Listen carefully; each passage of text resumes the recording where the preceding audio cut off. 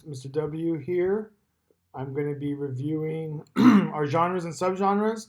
A lot of you, this is review, but for some of you, this is relatively new. And we're going to have a quick quiz on this assignment. And I wanted to record this so you can hear it, not just see it. So we have text can be separated into groups called genres and subgenres. An example is a banana.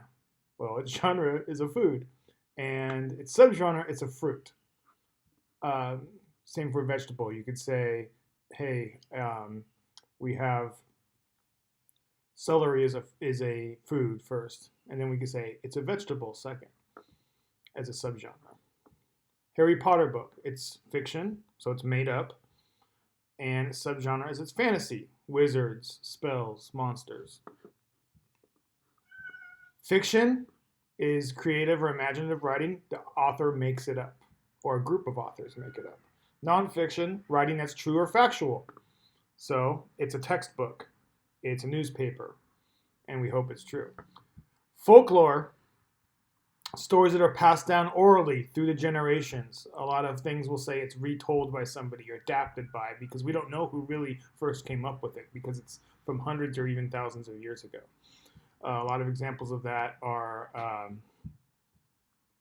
stories of before history, things that are ancient and before things were written down. But even things, a lot of cultural stories. A lot of Disney movies are based off folklore.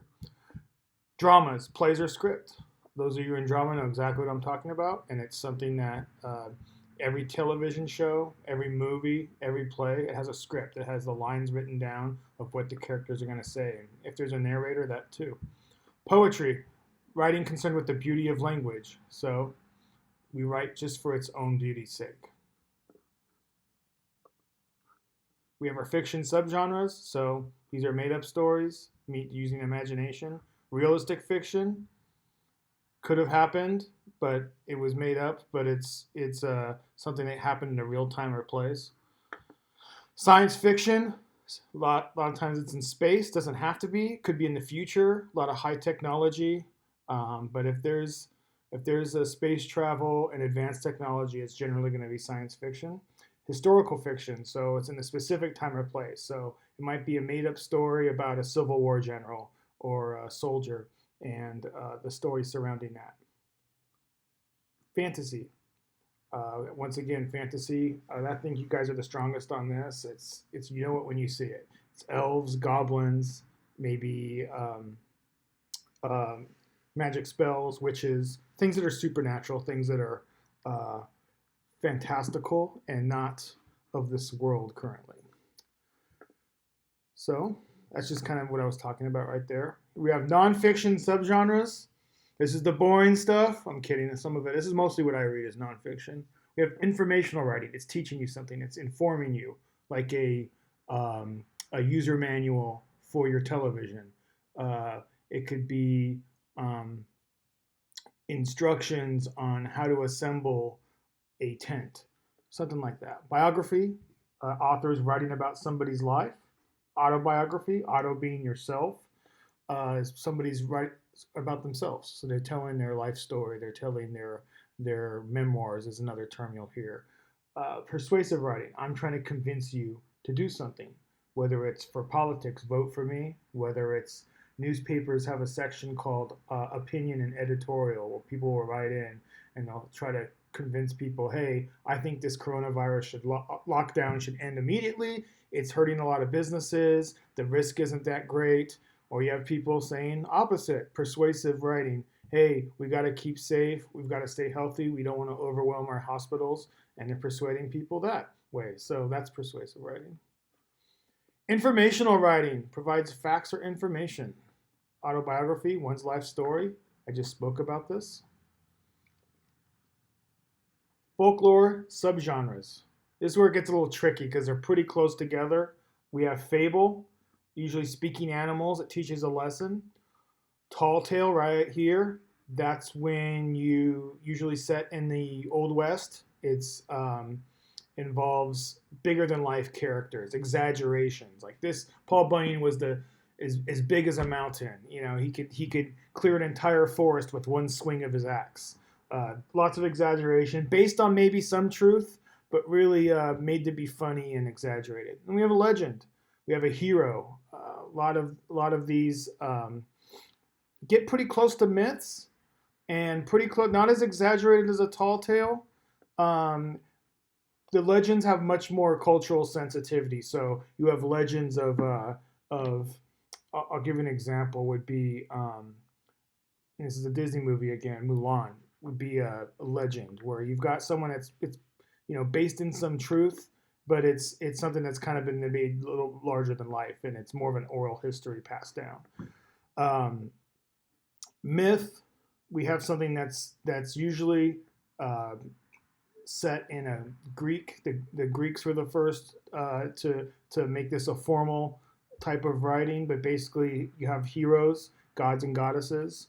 Odysseus would be one of the main ones. But myths are basically they're used to explain the world around us before there was science and Western religion. So basically, myth is a very old style of writing, and like I said, it was a way of people to kind of explain the way around them. Fairy tale, you guys are really strong at that. Fairy tale, obviously, we have a happily ever after, once upon a time, princesses, uh, princes, kingdoms, and we could have some fantastical elements. There could be some elements of magic and in the Disney case, talking animals, right?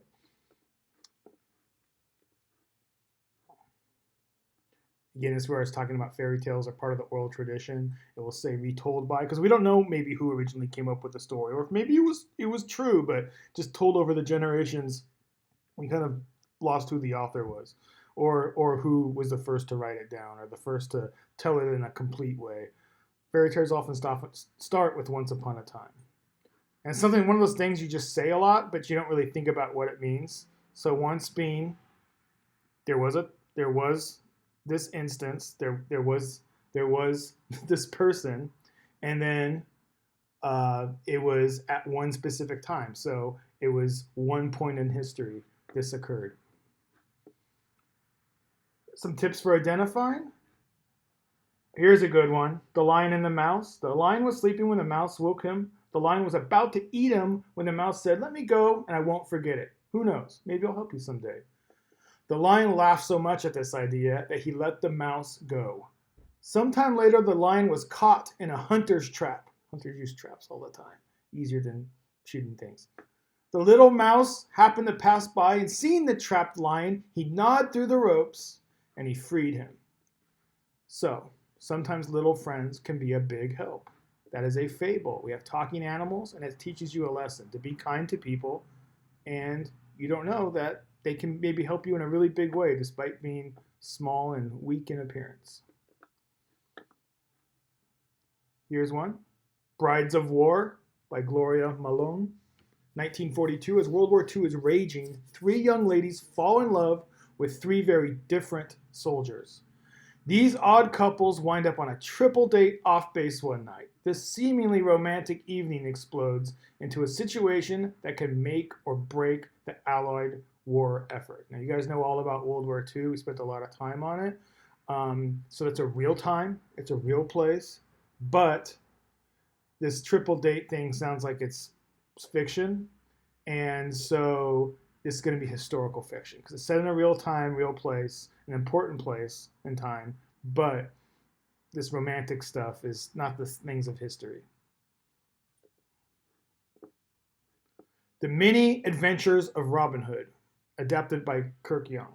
In this work, Young retells the many folk tales concerning the mythical Robin Hood, who may have been a real person. In these adventures, Robin Hood steals from the rich and gives to the poor in fascinatingly dashing ways. These tales have captured the imaginations of millions of delighted readers through the ages. Now, this is something that's adapted by, and we also have the term retold. He retails the many folk tales. Sorry about that. He retails the many folk tales.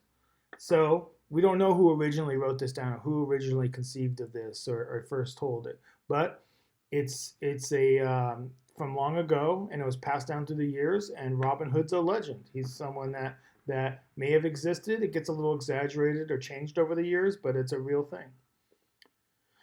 The Awesome Book of Sharks by Carry-On Powers. This book offers rare insights into the deep sea lives of one of nature's deadliest yet most misunderstood killing machines. Learn where sharks live, what they eat, and how they bear their young.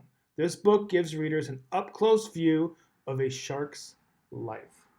So, this is not fiction because we're just learning about sharks, right? So, if we're learning about something, it's instructing us on something, it's giving us information on something. We have our informative text. It's nonfiction. Escape from Base 8. So we're already in space here. I mean, this one should be easy to figure out.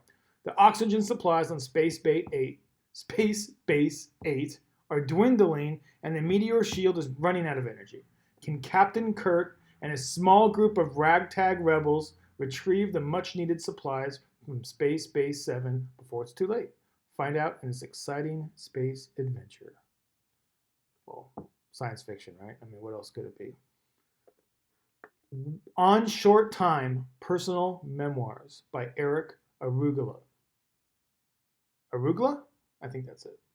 So, I used this term earlier in this recording, memoirs. Our world is not often built with short people in mind. In this collection of real-life stories, Mr. Arugula, a person whom by some measures is considered the smallest man in the world, tells the stories of his trials and triumphs navigating through a world that was just not built for him. So, you have an author, he's writing about himself and his life story, it's his memoir. We have an autobiography. And it's true about the world not being built for you. I mean, can you imagine being really tiny and you're just trying to climb into a chair? You've got to find out ways to do it. Right? So things are kind of built for the average. So if you're really big or really small, it's tough. Pecos Bill by Sarah Mills. Mills retails. So here's our first clue. Retails. The adventures of one of the most celebrated figures from the Wild West. That's a clue number 2. Raised by a pack of coyotes, Bill goes on to become the toughest cowboy in the world, using a rattlesnake as a lasso, riding a mountain lion, and eating dynamite. You won't believe these stories. Now, I don't know about you guys, but I wouldn't use a rattlesnake for real. Also, mountain lions are pretty dangerous, and eating dynamite is certainly fatal and the most dangerous activity in the world. So, we're exaggerating here. He's a tough guy, he's strong, he's burly, and so it's set in the Old West. This would be a tall tale because, hey, maybe there's a Pecos Bill and he was a really cool cowboy, but we're kind of exaggerating on these facts here. Celestial Event. Oh boy. The story of May Puffin and her vampire love, Bob Sharp. The novel explores May's choice between her love for Bob and her friendship with Mummy Daniel Red, who harbors great feelings for May, but is afraid to express himself because he believes that the curse of the mummy extends to love life as well. Oh, the drama. So, is this going to be fiction or nonfiction? Well, certainly fiction. We're talking about vampires and whatnot. So, what we have here is fiction, and it's going to be fantasy. We're talking about reanimated mummies. We're talking about vampires. I'm going with that. Perseus, Kraken the Kraken. Perseus, the son of Zeus. So we're talking Greek guys, right? Is about to receive the ultimate test to save his village. He must slay the snake-haired monster Medusa, who is so horrifying that even looking at her will turn you into stone. Kind of had a teacher like that when I was a kid. But anyway, not only like that, but someone let out the Kraken, a gigantic monster from the sea. Some of you have probably seen movies depicting this. Can Perseus defeat the undefeatable and save his town? So it's adapted. So Saul Walkman wasn't around when the story of Zeus was first introduced. So we have fiction, we have myth. So this is going to be the myth subgenre of that. Last one, A History of the United States for People by Harold Zapp. Zapp tells the untold story of the United States by focusing on the unrepresented minority groups, men, women, Native Americans, African Americans. Using rare documents from the deepest archives of American history, Zapp provides a wealth of interesting information and brings readers to some stunning conclusions. So what we have here is an informative text. It's nonfiction. It's telling you about history.